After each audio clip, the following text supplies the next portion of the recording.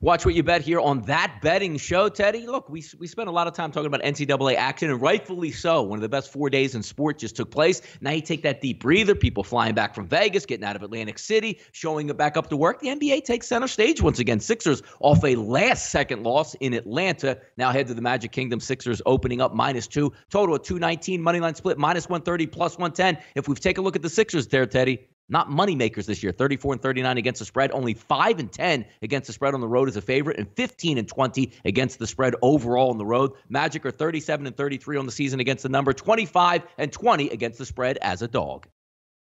Yeah, I mean, you talk about Philly, with that getting stung at Atlanta on Sunday. That snapped a 6-game winning streak. The quotes after the game, Brett Brown. That game was bizarre to me, really. Some of the turnovers in the fourth period were head-scratching. I think some of the defensive lapses we had in the first half were head-scratching.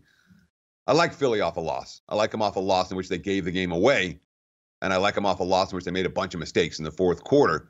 Feels like something of a bet-on spot for the Sixers, but, of course, Philly, short chalk. You want to talk about their worst roll? How about this? 2-11 against the spread for the season when the Sixers are favored by 3.5 or less. They have not been good in these ball games. Orlando, really good homestand. 4 wins so far. Of course, the 4 teams they've beaten, Cleveland, Atlanta, New Orleans, and Memphis, all lottery-bound squads. That's helped them move up to now just 1 game back of Miami for the final playoff spot in the East. They showed a refuse to lose the other night in Memphis on Friday. They rallied from 14 points down. They beat him in overtime. Evan Fournier after the game. It would have been an awful loss, and it might have ended it. But just because we won it doesn't mean anything. It just means we can still believe. We still have some big games less. Worth noting for Orlando, they've been the best defensive team in the NBA since the All-Star break, allowing just 103 points per game. Number 1 in three-point shooting allowed. Number 2 in overall defensive rating allowed. Number 6 in defensive field goal percentage allowed. Their defense has been really good, but they also have a look ahead. Big showdown in Miami on Tuesday, their single biggest remaining game of the season. That's tomorrow. Although, a quote from Wes Iwundu, every game from here on out is a must-win in our eyes. Of course, they're catching points tonight against Philly. Quote from the late, great rapper Biggie Smalls, Teddy. He always said, where Brooklyn at? Well, Brooklyn's going to be taking on the Trailblazers tonight out on the West Coast. The Trailblazers favored -6, total 223.5, money line split +215, -260, 10 p.m.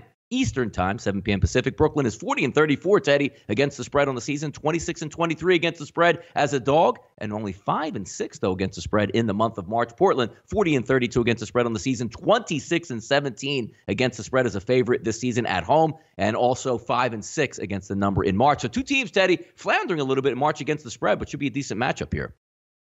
Sure, it could be a lot of fun tonight. I mean, I worry about the Nets' fatigue for this ballgame. This has been a grueling road trip. This is a 6-game of a 7-game trip. They fly back to Philly, play them later in the week, and they're off back-to-back wins. They started the trip 0-3.